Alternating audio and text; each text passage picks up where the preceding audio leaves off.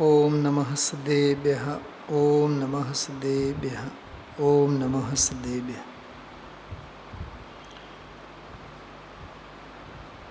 પાના નંબર 79 છે.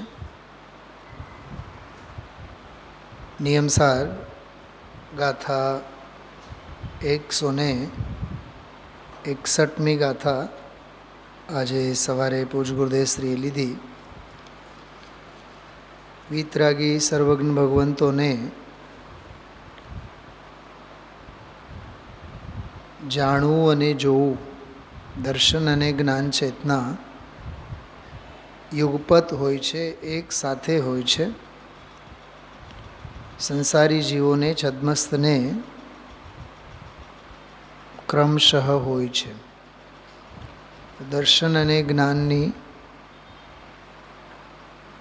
પ્રવૃત્તિ ક્રમે છદ્મસ્થને હોય અને એક સાથે કેવળીને હોય.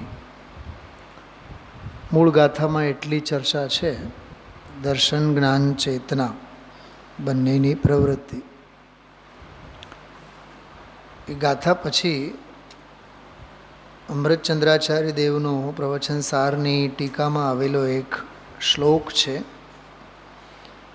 શ્લોક પૂજ ગુરુદેવશ્રીએ આમાં પદ્મપ્રમલધારી દેવે ટીકામાં આપેલ છે. એ મૂળ શ્લોક 74 નંબરના પાના ઉપર છે, 74 પેજ.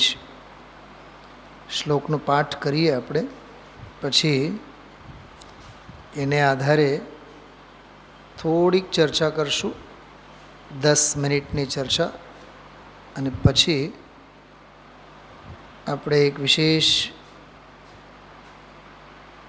પૂજબેન શ્રીનો વિરહ કાવ્ય મારે રમત રમવી નથી, એનો થોડોક પાઠ અને સ્વાધ્યાય કરશું. જો 62માં પાને પણ આ શ્લોક છે, 63માં પાને એનો અર્થ છે. શ્લોકનો પૂરેપૂરો અર્થ 161મી ગાથાની ટીકા સાથે છે. મૂળ શ્લોક વાંચીએ આપણે 62માં પાને ઉપર. જાનન્નપેશ વિશ્વમ યુગપદપિ ભવાદ ભાવિવ્યુતમ સમસ્તમ મોહાભાવાદ્યદાત્મા પરિણમતિ પરમ નૈવ નિર્લોન કર્મા તેનાસ્તે મુક્ત એવ પ્રસવ વિકસિત જ્ઞપ્તિ વિસ્તાર પીત ગેયાકારામ ત્રિલોકીમ પૃથગ પૃથગથ દ્યોતયન જ્ઞાનમૂર્તિ. નિયમસારના કળશો જેટલા સહજ અને સરળ છે, એટલા જ પ્રવચનસારના કળશો અઘરા છે. ભાષા એમની બહુ ક્લિષ્ટ, કેમ કે દાર્શનિક બધો વિષય છે, એટલે તત્વજ્ઞાનની દર્શનની ભાષા હંમેશા થોડીક આકરી જ હોય, ક્લિષ્ટ ભાષા હોય. એટલે સહજ અને સરળતાથી આપણે મૂળ સંસ્કૃત સાથે અર્થઘટન થવું બહુ મુશ્કેલ થઈ પડે.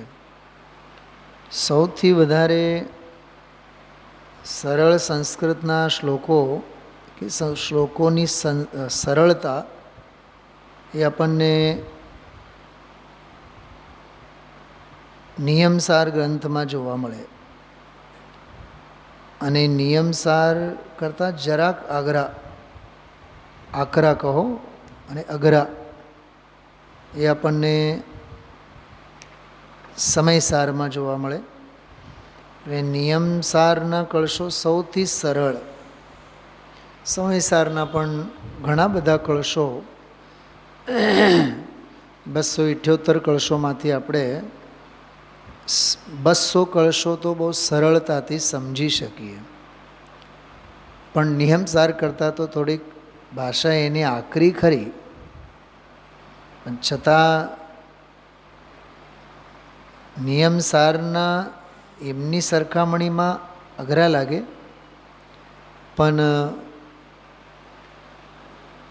પ્રવચનસારની અપેક્ષાએ તો બહુ સરળ કહેવાય.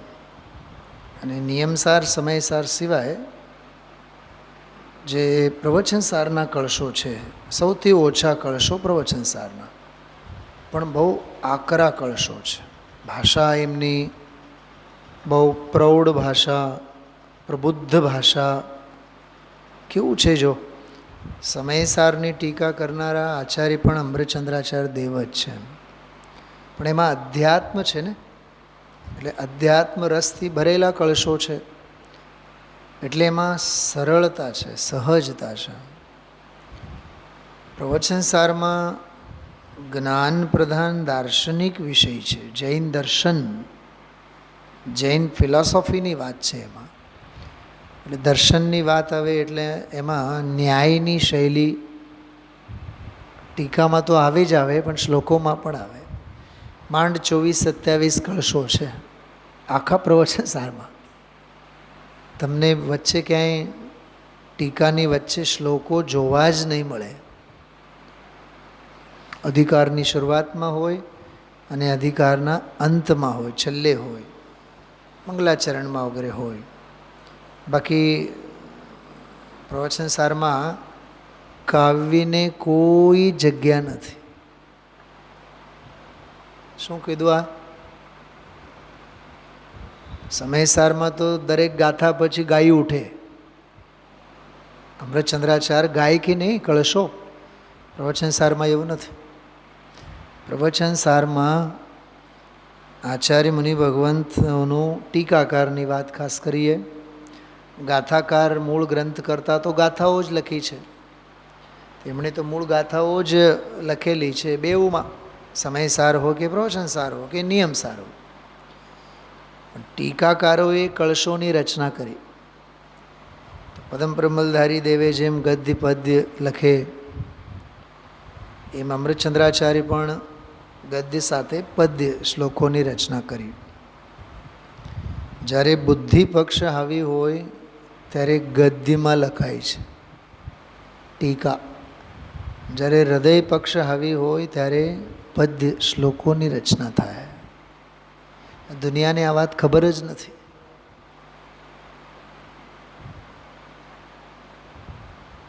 અને આચાર્ય અમૃતચંદ્ર દેવ કરતાં પણ પદ્મ પ્રમલધારી દેવ એક ડગલા આગળ છે.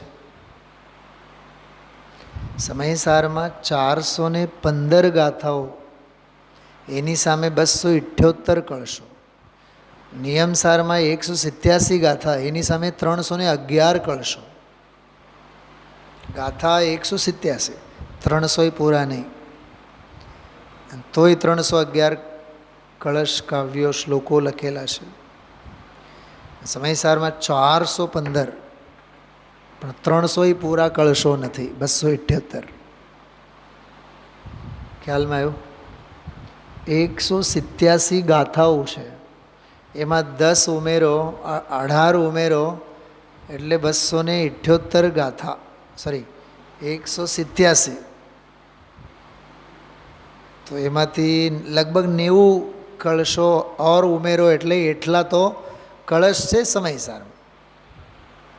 પણ 187ની સામે 311, ત્યાં 415ની સામે 278. ખ્યાલમાં આવ્યું? પ્રવચનસારમાં તો સાવ જ ઓછા, 275-77 ગાથાઓ, પણ માત્ર 24-27 કળશો. તો થોડાક આકરા કળશો છે. ભાષા બહુ ક્લિષ્ટ હોય એમને. જો મૂળ વાત 161મી ગાથાની આ કળશનો અર્થ વાંચીએ આપણે. જેણે કર્મોને છેદી નાખ્યા છે એવો આ આત્મા. જો સંસ્કૃત શ્લોકની બીજી લીટીમાં છે, મોહા ભાવાત છે.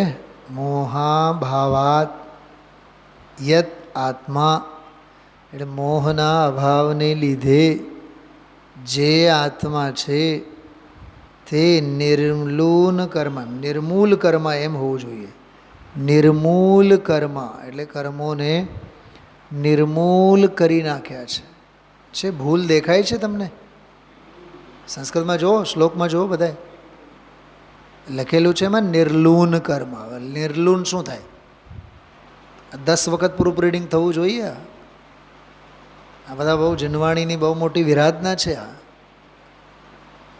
ત્યારે મેં ભાઈ ચેતનભાઈને બહુ કીધું હતું, તમે આ મને 10 વખત આપો તોય તમને 11 વાર હું જોઈને આપીશ. ભૂલો રહી જ ગઈ છે. બહુ જવાબદારીનું કામ છે. આચાર્યના મૂળ શ્લોકમાં જ કેવડી મોટી ભૂલ છે. નિર્મૂલ કર્મ એમ હોય, કર્મોને જેમણે નિર્મૂલ કરી નાખ્યા, મૂળમાંથી જ. હા, નિર્મૂલ કરી નાખ્યા એમ, મૂળમાંથી જ ઉખેડી ફેંક્યા, મૂળમાંથી જ સમૂળ ગુ એમ. આમાં ગુજરાતીમાં તો બહુ સરળ છે, કર્મોને છેદી નાખ્યા. છેદી નાખ્યા નહીં, નિર્મૂલ કરી નાખ્યા એમાં અને છેદી નાખ્યામાં ઘણો ફેર છે. છેદી નાખ્યા એટલે એવું લાગે જાણે હજી છે, આમાં તો નિર્મૂલ કરી નાખ્યા એમ, મૂળ સહિત ઉખેડી ફેંક્યા.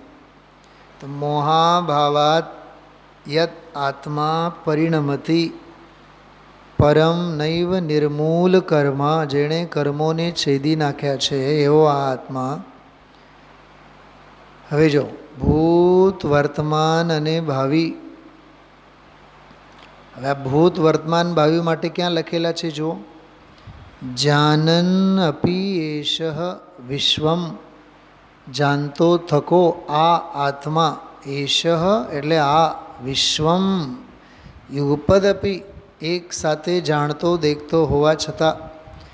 ભવત ભાવિભૂતમ સમસ્તમ, ભવત એટલે જે થાય છે વર્તમાન, ભાવિભૂતમ એટલે ભાવિ એટલે ભવિષ્ય, અને ભૂતમ એટલે ભૂતકાળ. એક જ શબ્દમાં જો 3 અર્થ છે. ભવત, ભાવિ, ભૂતમ છે. એની ભાષાની પ્રૌઢતા ખ્યાલમાં આવે છે. ભવત એટલે જે થઈ રહ્યું છે વર્તમાન, અને ભાવિ એટલે ભવિષ્ય, અને ભૂતમ એટલે વર્તમાન, ભૂતકાળ. યદ ભવત ભાવિ ભૂતમ સમસ્તમ એટલે ભૂત, વર્તમાન અને ભાવિ સમસ્ત વિશ્વને. વિશ્વ છે ને એ સકલવાચી શબ્દ છે. થોડીક આ વાત સમજો. વિશ્વ શબ્દનો અર્થ થાય છે સર્વ, બધા, સાગમટુ એમ. વિશ્વ એટલે સમગ્ર વિશ્વ, સમગ્ર, બસ સમુચ્ચય, કાંઈ બાકી ન રહે, કશું જ બાકી ન રહે. તો ભૂત, ભવિષ્ય અને વર્તમાન સમસ્ત વિશ્વને એટલે સર્વ દ્રવ્યોને, સર્વ દ્રવ્યોના સર્વ ગુણોને અને સર્વે ગુણોની ત્રિકાલવર્તી સર્વે પર્યાયોને. મોહાભાવાત યદ આત્મા પરિણમતી, યુગપદ જાણતો હોવા છતાં એમ કહે છે. મોહના અભાવને લીધે, મોહાભાવાત, જો પરમ નૈવ પરિણમતી, જો જાણતો થકો પરિણમે છે પણ તે રૂપે પરિણમતો નથી. શું કીધું? મોહના અભાવને લીધે પરરૂપે પરિણમતો નથી. પરને જાણતો તો પરિણમે છે યુગપદ, પણ પરરૂપે તો નથી થતો એમ. એને એમ સમજો, જ્ઞેયોને જાણતો તો પરિણમે છે પણ જ્ઞેય રૂપે પરિણમતો નથી. સમજાયું? જ્ઞેયોને, જગતને જાણતો તો પરિણમે છે પણ જ્ઞેય રૂપે, જગત રૂપે તો 3 કાળમાં પરિણમતો નથી. ગુરુદેવશ્રીના કાળે બાપભાઈ મહેતા વગેરે આ વિદ્વાનો બહુ આવી વાતો અને આવા સૂત્રો ત્યારે પ્રસિદ્ધ હતા કે જ્ઞાન જ્ઞેયાકારે તો થાય છે પણ જ્ઞેય રૂપે થતો નથી. બોલો, શું જ્ઞેયાકારે અને શું જ્ઞેય રૂપે નથી થતો? અરીસાની સામે મોર આવ્યો સમજો, અરીસાની સામે વિષ્ટા આવી, તો અરીસામાં એ વિષ્ટા રૂપનું પરિણમન તો દેખાય છે, બાગ બગીચા રૂપનું પરિણમન તો દેખાય છે, પણ અરીસો પોતાનો સ્વચ્છ સ્વભાવ છોડીને વિષ્ટા રૂપે તો નથી થયો ને. ખ્યાલમાં આવ્યો? ધોધમાર વરસાદ આવે છે, અરીસામાં દેખાય છે, તો અરીસાનો સ્વચ્છ સ્વભાવ અરીસા રૂપે પરિણમતો તો દેખાય, પણ અરીસા રૂપે તો નથી જ. જ્ઞેયાકારે પરિણમન એ એની સ્વચ્છતાની બલિહારી છે, પણ જ્ઞેય રૂપ પરિણમન તો ત્રણ કાળમાં નહીં. ખ્યાલમાં આવ્યું? આવું આમ સહજ અને સરળ એમ આપણે આપણા જીવનમાં લેવું. આપણે ઉદયાધીન પરિસ્થિતિમાં હોઈએ, ગ્રહસ્થો છીએ, તો બધા ઉદયના લોચા તો હોય જ, શરીરના સંયોગના. તો તે આકારે પરિણમવું જ્ઞાનનો અને તે રૂપે પરિણમવું જ્ઞાનનો કેટલો ફેર છે. મોહી તે રૂપે પરિણમે છે, અજ્ઞાની તે આકારે પરિણમે છે. બસ એટલો ફેર છે. તે આકારે પરિણમે છે એટલે તે રૂપે પરિણમતો નથી, એટલે જ્ઞાનીને સમતા ભાવ હોય છે. અને અજ્ઞાની તો એમાં ને એમાં જ ઓળઘોળ એવો થાય જાણે કે હું જ મરી ગયો. ધંધો વધ્યો એટલે હું વધ્યો, શરીર વધ્યું એટલે હું વધ્યો, એમ તન ઉપજત અપની ઉપજ જાન. ગુરુદેવશ્રી તો હજારો વાર આ વાત કરે. વીછી કરડે કહેવાય છે, પણ તારા શરીરના પરમાણુઓને વીંચીના ડંકના સ્પર્શ નથી. એક વાત.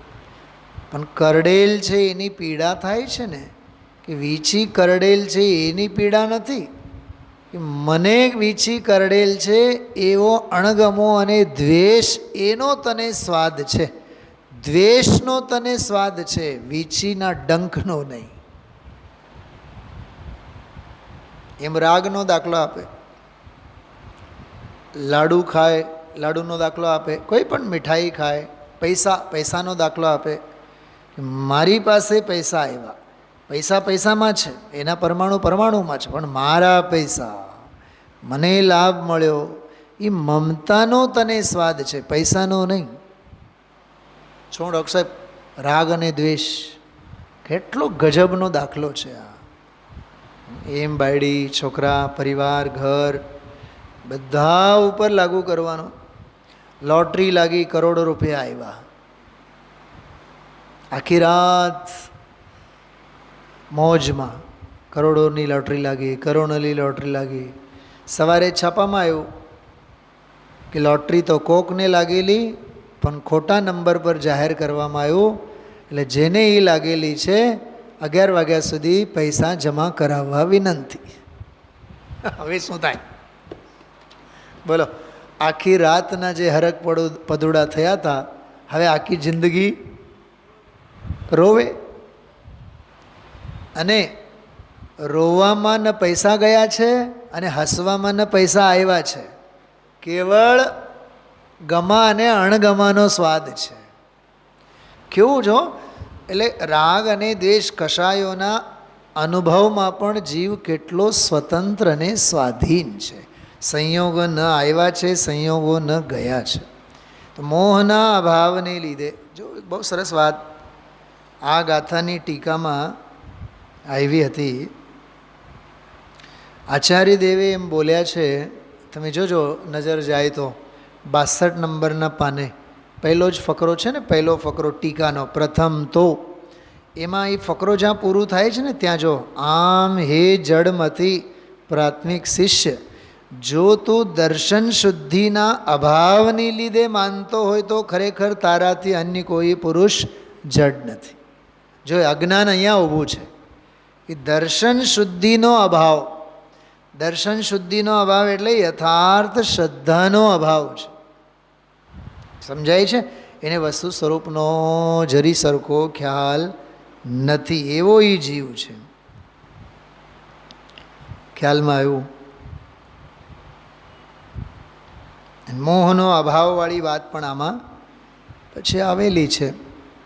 તો એવી સરસ વાત છે એમાં. શું કહે છે? જો મોહના અભાવને લીધે પરરૂપે પરિણમતો નથી. રવજીભાઈ, બે વાત. ટીકામાં લખ્યું છે દર્શન શુદ્ધિના અભાવને લીધે ઓલો દુઃખી છે, અને અહીંયા જ્ઞાની કેવડી કેવા છે? મોહના અભાવને લીધે સુખી છે. કેટલો ફેર બેવમાં? હા, સર્વજ્ઞ ભગવાન કેવળીમાં અને જ્ઞાનીમાં મોહનો અભાવ છે, નિર્મોહી છે, એટલે એને વસ્તુ સ્વરૂપનું જ્ઞાન છે. જો સુખી કોણ અને દુઃખી કોણ, આની આ વ્યાખ્યા છે. મોહ રહિત જે છે એ સુખી છે, અને મોહ સહિત છે એ દુઃખી છે. મોહે દુઃખી, મોહે નિર્મોહે સુખી. મોહે સુખી, મોહના અભાવે મોહે દુઃખી ને મોહના અભાવે સુખી. જેને જેટલો મોહ એને એટલો દુઃખ, જેને જેટલો નિર્મોહપણો એ એટલો સુખી.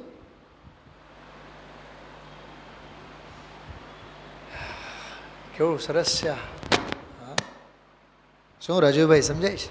બે ભાઈ હોય ને, બે ભાઈ, ભરત બાહુબલી. ભરતને કાંઈ લેવું દેવું નહીં. લઈ લો, હવે પોધનપુર પણ લઈ લો, 6 ખંડે લઈ લો, અમારે કાંઈ નથી જોતું. બધું છોડી મૂકીને ગયા. કેટલા સુખી! એ છોડી મૂક્યા એના પહેલાં તો બાહુબલી છોડી મૂક્યા.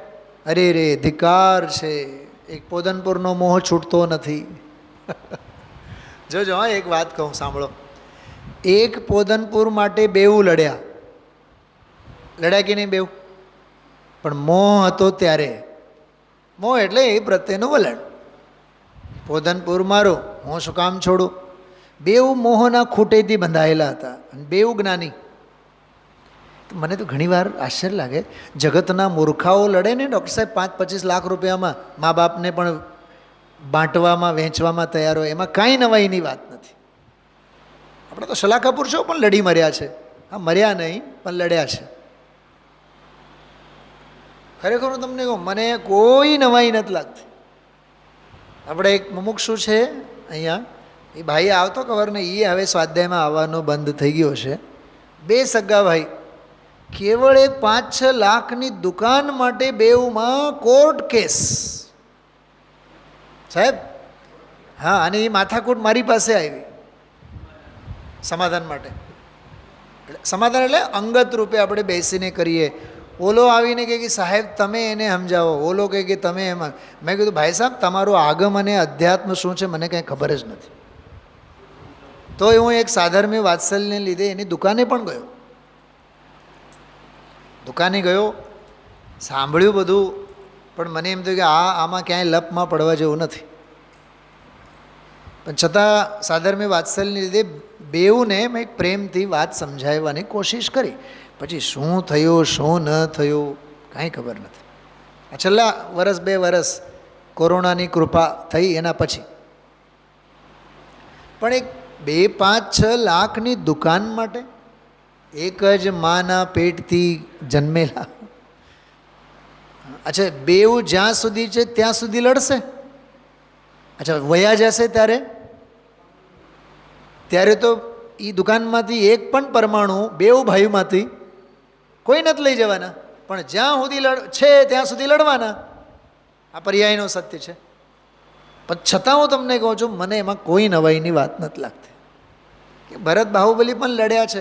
જ્યાં જ્યાં કશાયો છે, ત્યાં જ્યાં જ્યાં મોહ છે, ત્યાં તે લડાઈ સિવાય બીજું કાંઈ નથી. આજે મેં ભરતેશ વૈભવની વાત કરી હતી ને પૂજામાં. ડૉક્ટર સાહેબ, તમે લોકો આવો છો પૂજામાં? હા, એવું વાત એ ચાલે છે.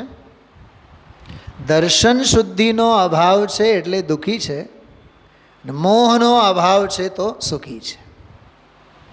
દર્શન શુદ્ધિનો અભાવ એના જેવો દુર્ગુણ નથી, દોષ નથી, અને મોહના અભાવ જેવો કોઈ ગુણ નથી.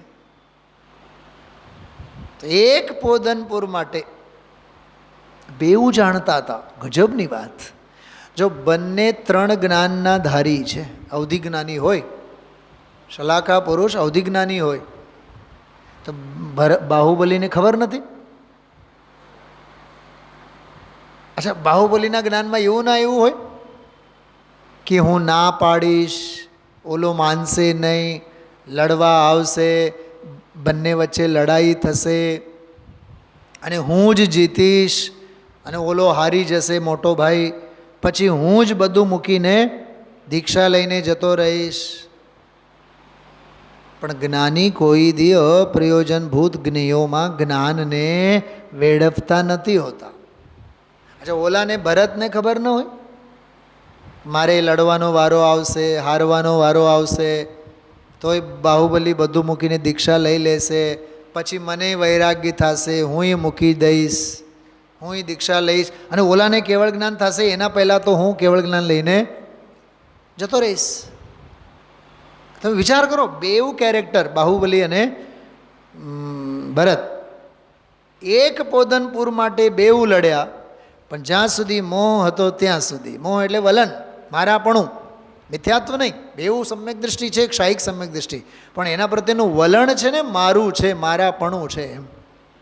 એટલે મારું છે એવું પોદનપુર ગામ પ્રત્યેનું વલણ છે. આટલું વલણ પણ અનંત દુઃખદાયી છે. તો મારા પણ એના ભાવ તો મહા દુઃખદાયી છે. મોહના અભાવને લીધે પરરૂપે પરિણમતો નથી. પર વસ્તુમાં નહીં મૂંઝવો, એની દયા મુझને રહો. એમ પર વસ્તુમાં નહીં મૂંઝવો, ક્યાંય નહીં. હું ઘણી વાર કહું છું, જૈન દર્શન ચોંટવાનો દર્શન નથી, છૂટવાનો દર્શન છે. શું વકીલ સાહેબ, જે ગાદીએ હું બેઠો છું ને, ડૉક્ટર સાહેબ તમે જે ગાદીએ બેસો છો, ગુરુદેવશ્રી કહે છે એ ગાદી તો તને ઉથલાવી દેશે. બલિહારી પુરુષાર્થની ત્યારે કહેવાય કે ગાદી તને ઉથલાવે, ખુરશી તને ઉથલાવે, એ પહેલાં તું ખુરશીને ઉથલાવી દે. દેહ તો તને છોડશે, પણ દેહ તને છોડે એ પહેલાં તું દેહને છોડ.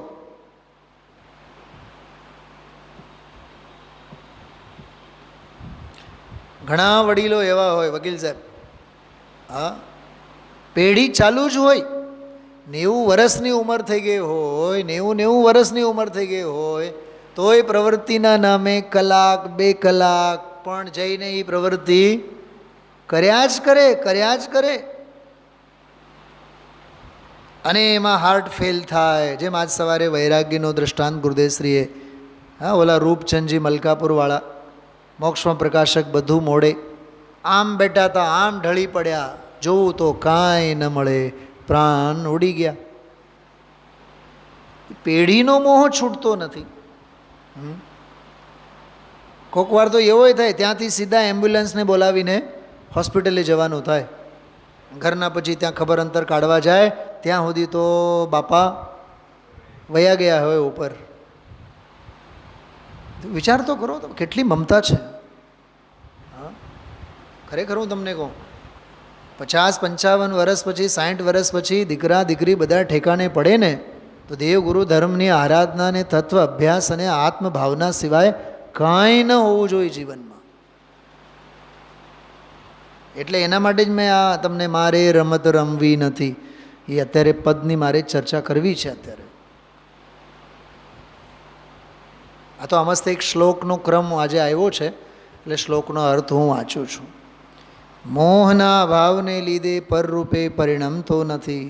તેથી હવે જેના સમસ્ત જ્ઞેયાકારોને અત્યંત વિકસિત જ્ઞપ્તિના વિસ્તાર વડે પોતે પી ગયો છે. બોલો, આ કેવડી ભગવાન જ્ઞાન જ્ઞેયોને પી ગયો છે.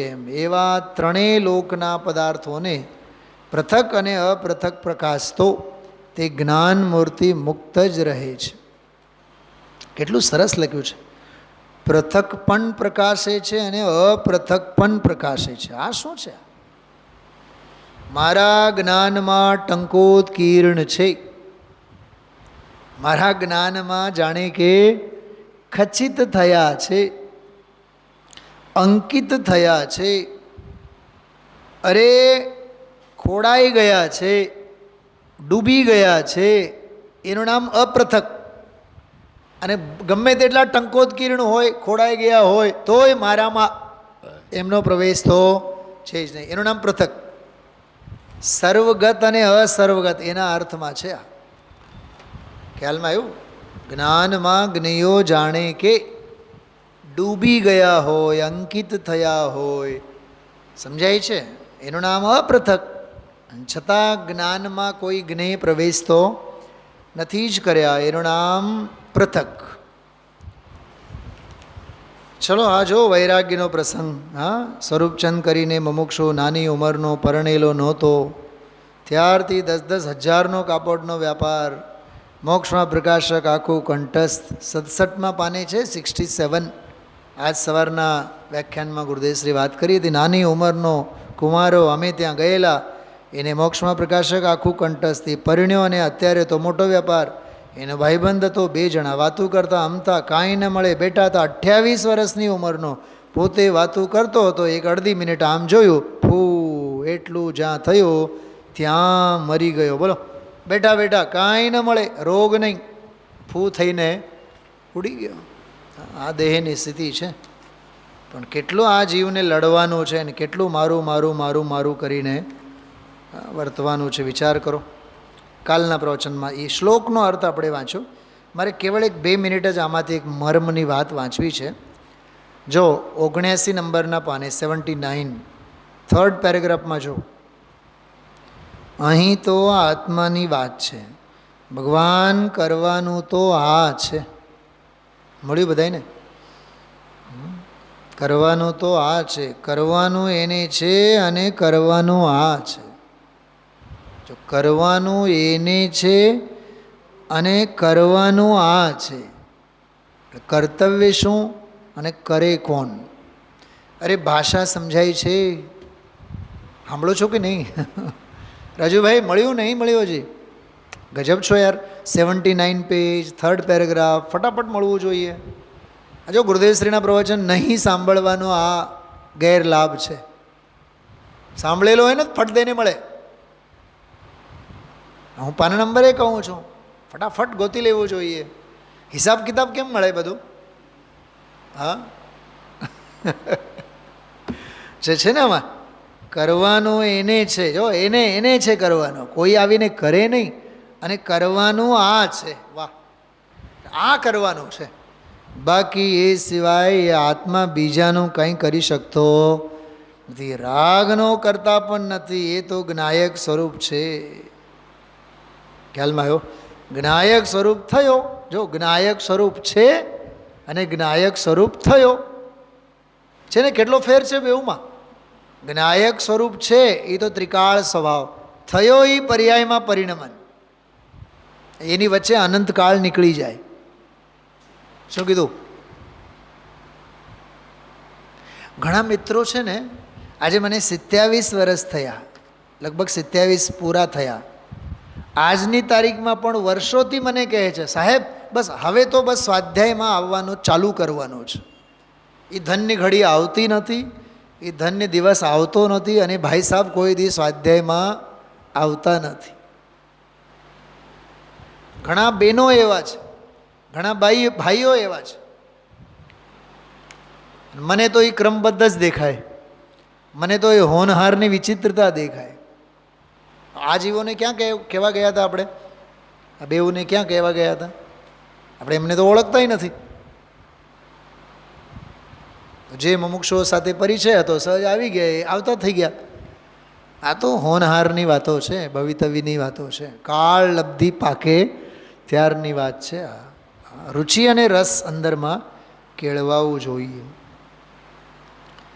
બીજી વાત, સવારે પણ મેં આપ સૌને વાંચીને બતાવ્યું હતું. થોડીક વાત કરીએ.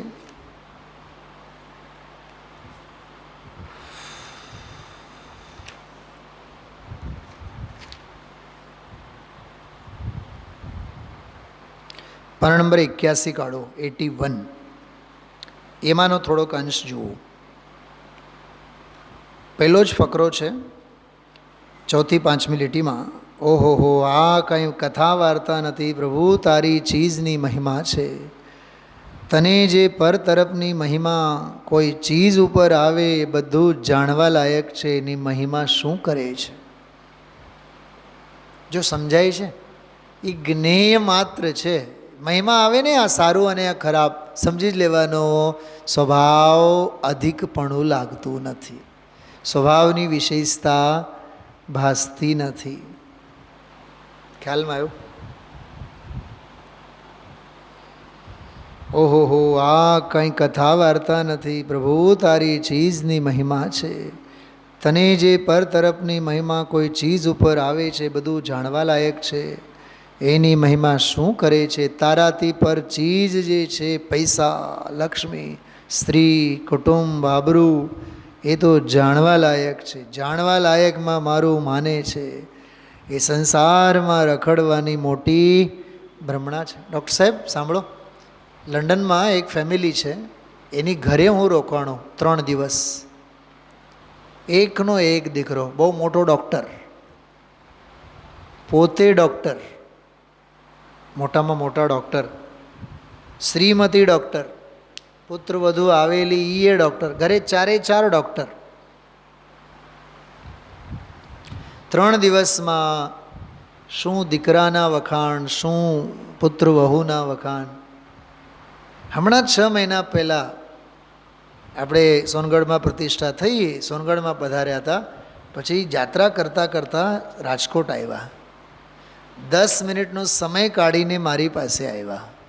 મેં સહેજે વાત કરી, કેમ છે દીકરો બહુ, નામ ખબર હતા એટલે હવે નામે લીધા, બહુ લાગણીથી, પ્રેમથી. 14 હાર આંસુએ રોઈ પડ્યા. મને કહે, સાહેબ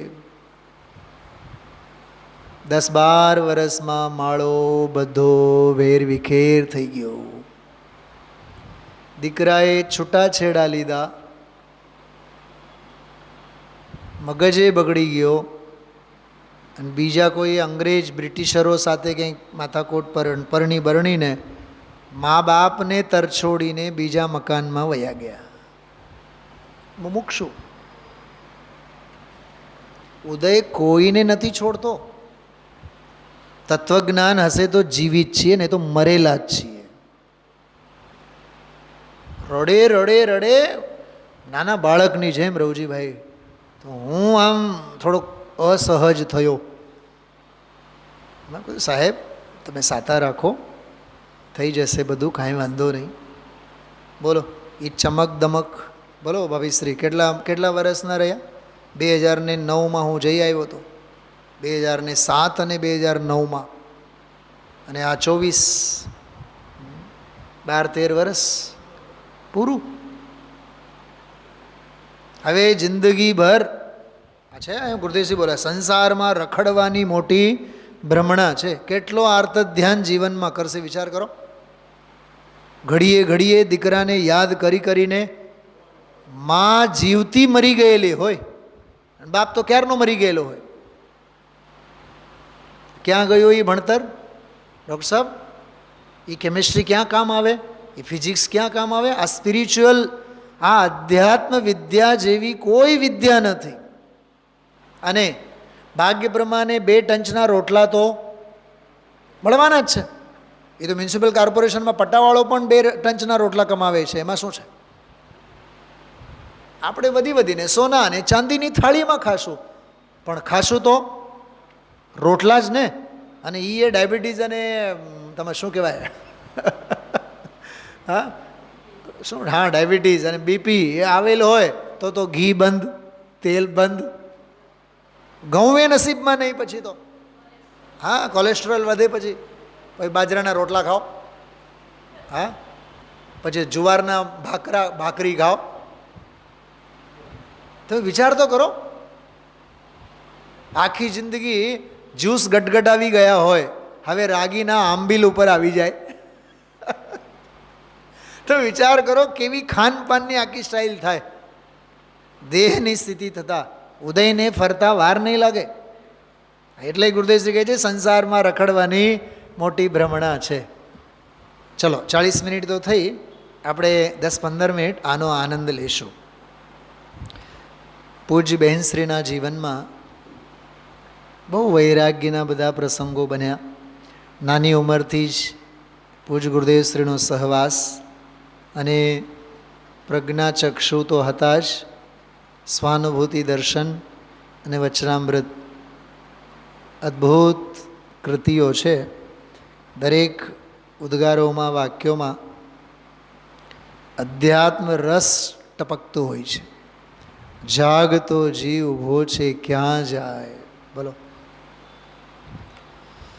હે જીવ તને ક્યાંય ન ગમે તો આત્મામાં ગમાડ, કેમ કે ત્યાં તને ગમે જેવું છે. દ્રવ્ય એને કહેવાય જેને પોતાનું કાર્ય કરવા માટે કોઈની રાહ જોવી ન પડે. બહુ અદ્ભુત બધા ઉદ્ગારો, અદ્ભુત બોલો. પૂજ્ય બહેનશ્રીના જીવનમાં અધ્યાત્મની તીખી ધગશ, ખરી લાગણી અને વૈરાગ્યનો ધોધ, પુરુષાર્થ પ્રધાન અને વૈરાગ્ય પ્રધાન બધા ઉદ્ગારો. પૂજ્ય ગુરુદેવશ્રીના વ્યાખ્યાનો અને ઉદ્ગારોમાં જેટલી આધ્યાત્મિકતા અને દાર્શનિકતા છે, પૂજ્ય બહેનશ્રીના વચનામૃતોમાં આધ્યાત્મિકતા તો ખરી જ ખરી, પણ દાર્શનિકતાની જગ્યાએ વૈરાગ્ય અને ભક્તિભાવોને વિશેષ સ્થાન છે. વૈરાગ્ય રસથી ભરપૂર, ભાવ ભક્તિથી ભરપૂર, ભાવના પ્રધાન જેને કહીએ ને આપણે, ભાવના પ્રધાન ઉદ્ગારો અને ભાવના પ્રધાન રચનાઓ છે. તો આ એક આત્માના વિરહમાં, આત્મભાવનાના પ્રબળ આવેગમાં રચાયેલી આ એક બહુ સરસ કવિતા છે. બહુ વારંવાર સાંભળવાનું મન થાય આપણને. જો પહેલાં આનંદ લેશું આપણે, પછી કોઈ પંક્તિનો મને મન થાય અર્થ કરવાનો તો હું કરીશ, પણ સળંગ કાવ્યનો પાઠ લેશું આપણે. દૂર કા પ્રભુ દોડ તું મારે રમત રમવી નથી, આનયન બંધન છોડ તું મારે રમત રમવી નથી. મારે રમત રમવી નથી, એવી રમત રમવી નથી. આવા શબ્દો આવશે દરેક લીટીમાંનો ચોથો ચરણ. મારે હવે આ રમત રમવી જ નથી. દરેક કડીમાં એનો અર્થ જુદો જુદો છે. પ્યાસો પરમ રસનો સદા, શોધો પરમ રસ રૂપને, અનુભવ મને અવળો થયો, એવી રમત રમવી નથી. દૂર કા પ્રભુ દોડ તું મારે રમત રમવી નથી. હું તો સુધાનો સ્વાદિયો, ચાલ્યો સુધાની શોધમાં, ત્યાં ઝેરનો પ્યાલો મળ્યો, એવી રમત રમવી નથી. દૂર કા પ્રભુ દોડ તું મારે રમત રમવી નથી. તું આવીને ઉત્સાહ દેખા ફેક, કિરણ પ્રકાશના આલક્ષ વીણ રખડી મર્યાની રમતને રમવી નથી. આ લક્ષ વીણ રખડી મર્યાની, તોય રખડવાનું ક્યાં છૂટે છે આપણા જીવનમાં? હા, ડગલે ને પગલે નાપાસ, પગલે પગલે નાસીપાસ. ડૉક્ટર સાહેબ, ડગલે ને પગલે નાપાસ, પગલે પગલે નાસીપાસ, છતાંય રખડી મર્યાની ટેવ છૂટતી નથી. એ ભક્તિભાવ વિના શક્ય નથી, ગરજ હોવી જોઈએ. હે તાત તાપ માપ આ તપવીરયા છે ત્રિવિધના. હે તાપ માઈ તપી મર્યાની, જો હે તાપ માઈ તપી મર્યાની આરમત રમવી નથી. નથી સહન કરી શકતો પ્રભુ તારા વિરની વેદના. હે દેવ તુજ દર્શન વિના મારે રમત રમવી. અહીંયા હે દેવ તુજ દર્શન વિના, આ કોઈ સિમંદરને યાદ નથી કર્યા, આ કોઈ મહાવીર ભગવાનને યાદ નથી કર્યા, અહીંયા આ કોઈ પરમાત્માને યાદ નથી, આ આત્મ દેવની યાદ છે. આ નથી સમજ પડતી પ્રભુ કઈ જાતની આરમત છે. ગભરાય છે ગાત્રો બધા મારે રમત રમવી નથી. દૂર કા પ્રભુ દોડતું મારે રમત રમવી નથી. આનયન બંધન છોડતું મારે રમત રમવી નથી. હોય રમત ઘડી બે ઘડી. જોજો ફેક્ટ, જો ફેક્ટ, કૂતરાની પૂંછડી તમે ભૂંગળામાં નાખો, સીધી નહીં થાય. એમ કહે છે અહીંયા, રમત કાં તો ઘડી બે ઘડી હોય. રવજીભાઈ, ધંધો અને વ્યાપાર 5, 25 વર્ષ 50 વર્ષ સુધી હોય. 50, 60, 70 વર્ષ પછી તો નિવૃત્તિ હોય કે નહીં? અહીંયા કહે છે હોય રમત ઘડી બે ઘડી, બહુ તો દિવસ 2-4ની, આ તો અનંતા યુગ ગયા. બધા ઉપર લાગુ કરો તો કૂતરાની પૂંછડી કોક વાર સીધી થઈ જાય વકીલ સાહેબ, પણ અહીંયા મોહની પૂંછડી આપણી ખ્યાલમાં આવે છે, એ સીધી થવાનું નામ નથી લેતો. એટલે જ વડીલો કહે ને, પિંડ અને પ્રકૃતિ ભેગી જ જાય, મરે ત્યારે જ જાય, છૂટે નહીં મોહ. હા, પ્રાણ અને પિંડ ભેગી જ જાય, પિંડ પ્રકૃતિ ભેગી જ જાય. હોય રમત ઘડી બે ઘડી, બહુ તો દિવસ 2-4ની, આ તો અનંતા યુગ ગયા. એવી રમત રમવી નથી. ત્રિભુવનપતિ તુજ નામના, થક્યો કરી કરી સાધને. અહીંયા ત્રિભુવનપતિ એટલે કોણ? પોતાનો આત્મા.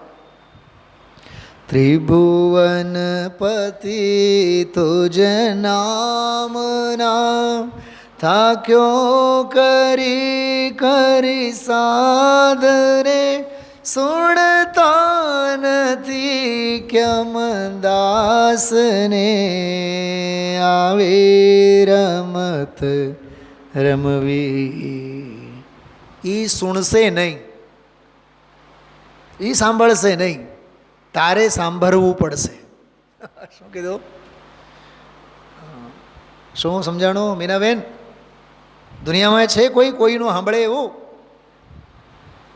ત્રિલોકીનાથને તું ગમે તેટલો દાસ થઈને સુણવાની વિનંતી કર, એ સુણશે નહીં, તારે એને સાંભળવું પડશે. કેમ કે પ્યાસો કૂવા પાસે જાય, કૂવો પ્યાસા તરસ્યા પાસે નહીં આવે. દૂર કા પ્રભુ દોડતો મારે રમત રમવી નથી, આનયન બંધન છોડતો મારે રમત રમવી નથી, મારે રમત રમવી નથી. વિચારજો, વૈરાગ્ય ભાવથી ભરપૂર આ રચના છે. કંઠસ્થને આત્મસ્થ કરવા જેવો છે. ઓમ નમઃ સિદ્ધેભ્યઃ.